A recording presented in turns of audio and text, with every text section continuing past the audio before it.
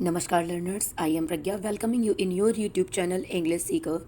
As I promised you that I will provide you some extra notes about the poem A Tiger in the Zoo, and it is the third poem of the book First Flight. So I am here to present that. So the very first I will start with in a poem nutshell, this poem in a nutshell. So let's see what is this poem about. So the poem describes a caged tiger.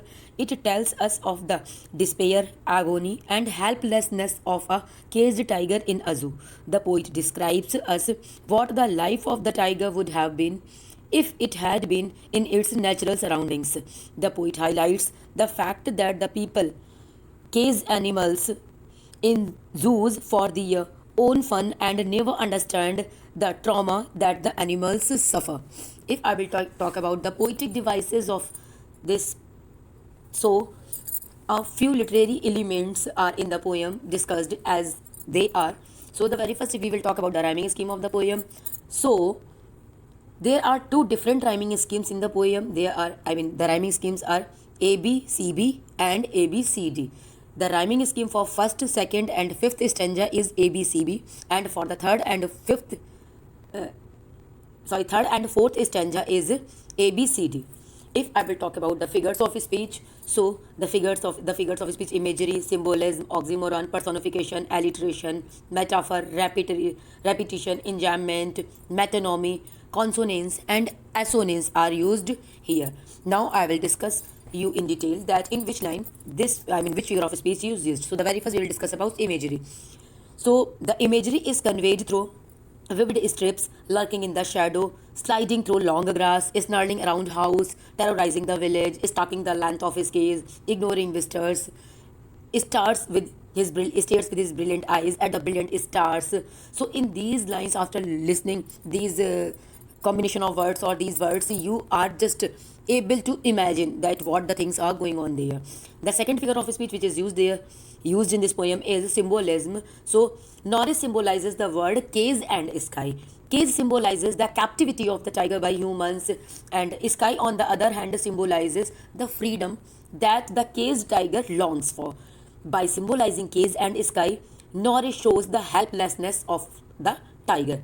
If I will talk about the oxymoron in this, so the use of two constructive words has been contradictory meanings is called oxymoron. So the poet uses the phrase quite raise, in which the word quite and raise have contradicting meaning, making it means silent anger and suppressed anger.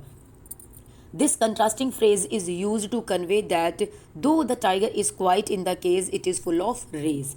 If I will talk about the personification, so where is the personification used? Let's see. The tiger is referred to with the use of the pronoun he, implying that he can feel like humans do, that is feeling helpless at being imprisoned and wanting to be free. Therefore, the tiger has been personified, that is has been given human like qualities in this poem. If I will talk about the alliteration figure of speech, so we can see that repetition of initial consonant sound in the same line, alliteration has been used in phrase so should be lurking in shadow.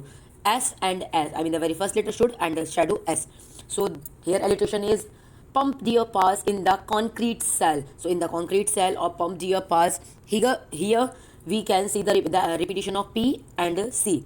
So by highlighting a soft sound like S, P and N, Norris draws the reader's attention to what the tiger's condition, what it is and what it should be. The next figure of speech that is used here is metaphor. Metaphor is a literary device used to make a comparison without using the words like or as. So on pads of velvet quiet, this phrase compares the paws of tiger to velvet because of the quality of softness of velvet. Repetition figure of speech is also used in this poem. So repetition of words or phrase in the same line is called repetition. So the word stalk, quiet, brilliant are repeated throughout the poem. The word stalks and quiet refers to the strength of the tiger and how it has been trapped inside the cage. The word brilliant on the other hand refers to both the sky and the tiger's eye. It represents the tiger's yearning to be free. If I will talk about the enjambment figure of speech in it, so it is also used sentence. And what is enjambment? Sentence is continuing to next line without any punctuation mark. Stanza 2 the second and the third line. In stanza 2, the second and the third line is used as enjambment. I mean, enjambment figure of speech is in the second stanza, second and third line. If I will talk about the metonymy, so what is metonymy? So what is metonymy?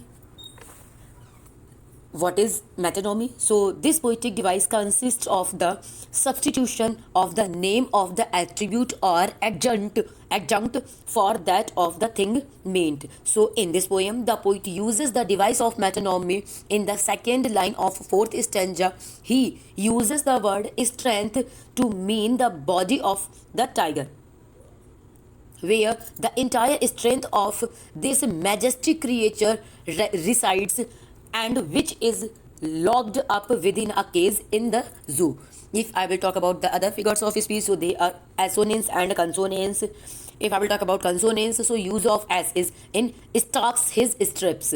So stalks to as his H S and strips S. So in this way consonance is here. If I will talk about the assonance, so use of vowel sound I in his vivid strips. So in this line you can see the figure of speech assonance. So these were the figures of speech and the complete poetic devices I explained you. If you have any other queries related to the poem, so you can write in comment box.